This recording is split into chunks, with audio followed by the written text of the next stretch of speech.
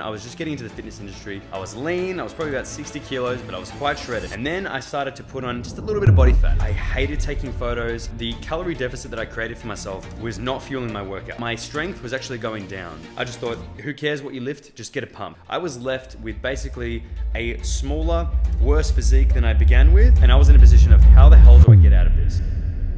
And just a quick break to thank the sponsor of today's video, my own email list. So guys, if you would like to support me and hear from me every week, just hit the link below. It takes about 2 seconds to sign up, and I send emails every week of things that have helped me, maybe something cool I've discovered. No bullshit, no spam, no ads, just building my list out and some high value content. So please hit that link below, I'll send you some cool content, and back to the video. All right, story time. So when I was about 20, 21, I was just getting into the fitness industry, starting posting on social media, getting a little bit of traction. I was going, this is cool. And I had an okay physique, somewhat impressive physique for a kid my age. I was lean, I was probably about 60 kilos, but I was quite shredded. Now, I was getting traction and I was entering this space, and it was all really new and exciting. And then I started to put on just a little bit of body fat. I was doing some food challenges here and there, and I started putting on body fat, and my engagement went down a bit. I hated taking photos, and I obviously began a little bit of body dysmorphia, which a lot of people do get in the industry, but I kind of got it pretty bad. So I decided to focus everything I had on getting as lean and maintaining as lean of a physique as possible. Now, before this, I wanted to be a bodybuilder. Like, picture the biggest bodybuilder you know. That was like my goal. I was like, I just love that. Genetics said, no, you can just fucking stop right there. But still, I did really love the sport. And it ended up me just dieting for a long period of time because I was trying to maintain this particular look. Now, what happened was, over time, the calorie deficit that I created for myself on an ongoing basis was not fueling my workouts. So my training suffered. I didn't realize it at the time, but my strength was actually going down. And the reason I knew this is because I chased pump when I was training. So I just thought, who cares what you lift? Just get a pump. So I'd go just do 15 reps, 20 reps, and I'd have to keep decreasing the weight over time until I was benching, I think it was like 60 or 70 kilos, and I used to bench 80 or 90, and I was going, this is not good, but I just kept going. Then I would have a big cheat meal, maybe film a big food challenge video on the weekend, and then I'd feel so bad that I'd go, oh, cut calories again, get back into it, severe deficit through the week. So what happened was that I was so fixated on staying and getting lean that my training I put that aside and just let that go on the back burner.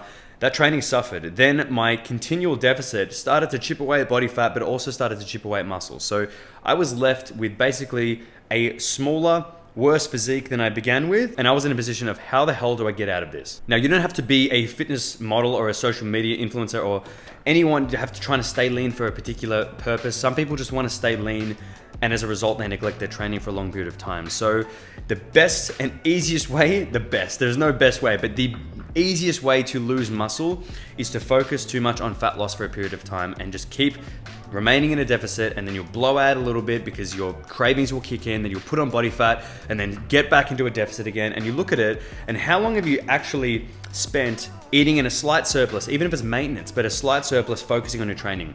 And if you can think, oh my God, I haven't really done that in over a year, then you're in a bit of a tricky spot because you could definitely lose muscle quite easy at this point. So what I would recommend is to be mindful of this. And you want to spend time, if your goal is to build muscle, you want to spend time eating at least in a slight calorie surplus, or if not maintenance, just so you can focus on your training. Don't neglect your training. You want to be progressively overloading somewhat over time. You don't want to be going backwards like I was. I guarantee it's such a shit feeling. You put all this effort in, and later you look at the photos and you go, wow, I'm smaller, what the hell's going on? So my advice to you guys is don't let yourself get to that point where you go, I'm smaller. I literally remember taking a photo, I'm like, I have no chest anymore. I used to have a great chest, no chest. I was like, what has happened? So how I got out of this for myself was then focusing on, for me, what mattered was actually going to the gym and training hard. I didn't want to focus on maintaining a shredded look anymore because I was going backwards and it was diminishing my mental health as well.